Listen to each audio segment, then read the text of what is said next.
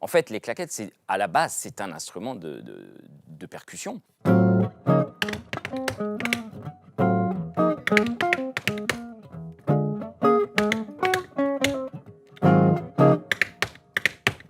D'ailleurs, ça ressemble au mot baguette, hein. Le batteur, il a des baguettes.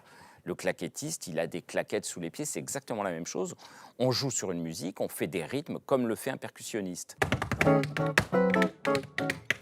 L'instrument claquette en lui-même n'est pas la chaussure. La chaussure n'est là que pour tenir l'instrument. L'instrument, c'est bien sûr la plaque de métal qui est fixée sous la chaussure. Mais il ne faut jamais penser que c'est les claquettes qui produisent le son. Les claquettes, c'est le moyen d'aller chercher le son.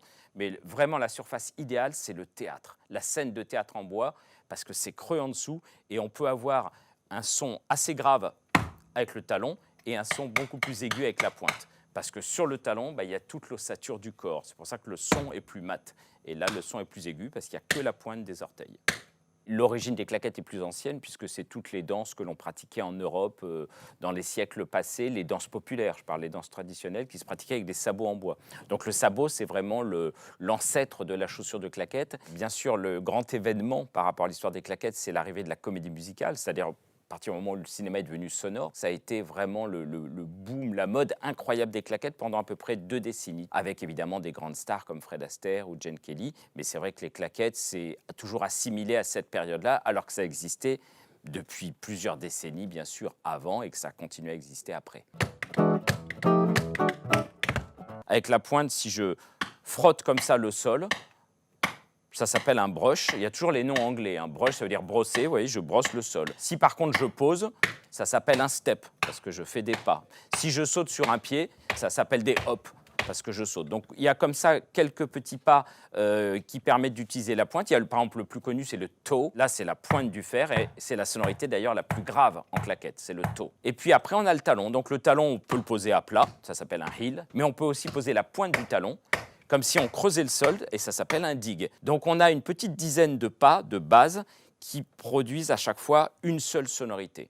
Et après, on a des combinaisons. Je vais faire par exemple un brush, puis je vais poser un step. Je vais poser mon poids du corps.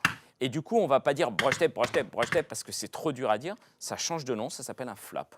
Et donc plein de combinaisons existent.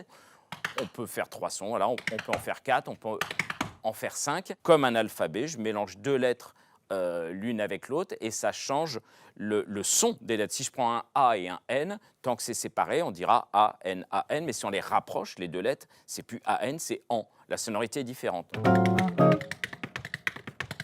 En claquette, on a un son qui est très très court, donc c'est intéressant de mélanger justement ces petites notes très très courtes, très sèches, je dirais, avec les cordes, que ce soit violon, contrebasse, guitare, violoncelle pour la musique classique.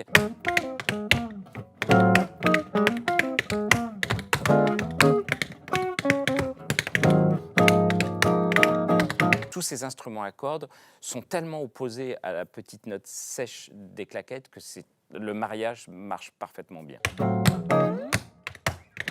La première des choses, c'est l'oreille. C'est-à-dire qu'il faut aimer la musique, il faut avoir envie de faire de la musique. Alors il y a ce cliché évidemment qui est toujours présent de penser que lorsqu'on fait des claquettes, on est danseur, alors que c'est vraiment 2 métiers différents. On cherche simplement à avoir ce phrasé musical que pourrait avoir un percussionniste avec ses mains, sauf qu'on le joue avec les pieds. Quand on parle de Fred Astaire, il était aussi, et avant tout d'ailleurs, il se revendiquait comme musicien. Il jouait très bien de la batterie, il jouait très très bien du piano, il jouait de la clarinette, il a composé des chansons. Et puis après, on peut casser tout ça et faire ce qu'on veut, c'est-à-dire partir sur une improvisation totale où je ne me fie plus à ce que j'ai appris en cours, c'est-à-dire les combinaisons, mais je fais ce que je veux avec mes pieds. Et après, libre à moi, bien sûr, d'en faire des rythmes. Donc c'est là où je vais séparer les sons pour pouvoir faire exactement ce que fait un batteur. Voilà, une petite rythmique. Mais dans l'histoire des claquettes, si je vous cite John Bubbles, Bill Robinson, ou même plus récemment Gregory Hines, ou actuellement Savion Glover, tout ça, c'est les plus grands noms des claquettes. Ce sont des gens qui ne sont pas des danseurs, qui sont purement et simplement des claquettistes et qui sont vraiment des musiciens.